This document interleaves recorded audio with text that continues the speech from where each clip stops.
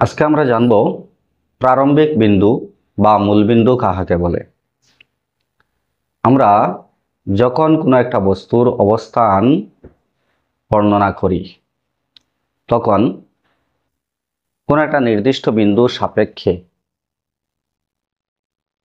কোনো বস্তুর অবস্থান আমরা বর্ণনা করি।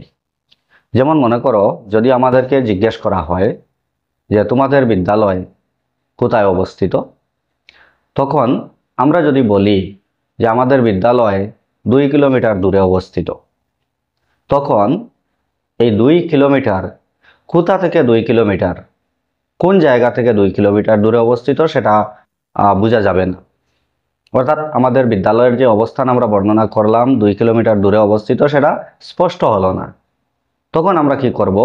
তখন আমরা কোনো একটা নির্দিষ্ট জায়গার কথা বলবো। যেমন মনে করো রেল স্টেশনের কথা বা কোনো একটা বাজারের কথা আমরা বললাম, বা অন্য কোনো একটা স্থানের কথা আমরা বললাম যে এই স্থান থেকে এই আমাদের বিদ্যালয় 2 কিলোমিটার দূরে অবস্থিত।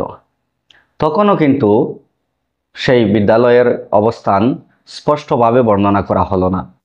সুতরাং আমরা কোনো একটা নির্দিষ্ট প্লেস ধরব এবং সেই প্লেস থেকে কোন দিকে কত কিলোমিটার দূরে বা কত মিটার দূরে অবস্থিত সেটা আমরা বলবো। অর্থাৎ মনে করো আমরা যদি রেল স্টেশন থেকে বলি, তাহলে আমরা বলবো এই রেল স্টেশন থেকে বিদ্যালয়ের দূরত্ব উত্তর দিকে বা পূর্ব দিকে বা পশ্চিম দিকে বা দক্ষিণ দিকে, এরকম দিক উল্লেখ করব আমরা।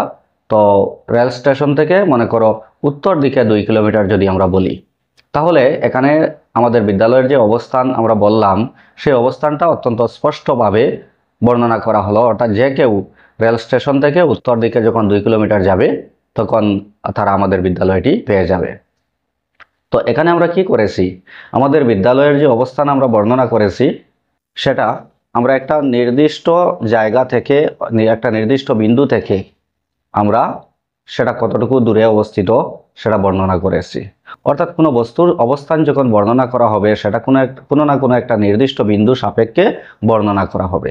এখানে আমরা বলেছি যে আমাদের বিদ্যালয় রেল স্টেশন থেকে উত্তর দিকে 2 কিলোমিটার দূরে। আমরা সেভাবে না বলেও আমরা বলতে পারতাম যে আমাদের বিদ্যালয় এই বাজার থেকে, অমুক বাজার থেকে 2 কিলোমিটার দূরে অবস্থিত বা 3 কিলোমিটার দূরে অবস্থিত। এইভাবে আমরা অন্য কোনো প্লেসের কথাও বলতে পারতাম। আমাদের সুবিধা মতো আমরা কোনো বিন্দু আমরা বেছে নিতাম। তো এই যে বিন্দুর সাপেক্ষে আমরা কোনো বস্তুর অবস্থান যে বর্ণনা করলাম, এই নির্দিষ্ট বিন্দুটাকে বলা হয় প্রারম্ভিক বিন্দু বা মূলবিন্দু। তো প্রারম্ভিক বিন্দু বা মূলবিন্দু কাহাকে বলে? যে নির্দিষ্ট বিন্দুর সাপেক্ষে কোনো বস্তুর অবস্থান বর্ণনা করা হয় সেই নির্দিষ্ট বিন্দুকে বলা হয় প্রারম্ভিক বিন্দু অথবা মূলবিন্দু।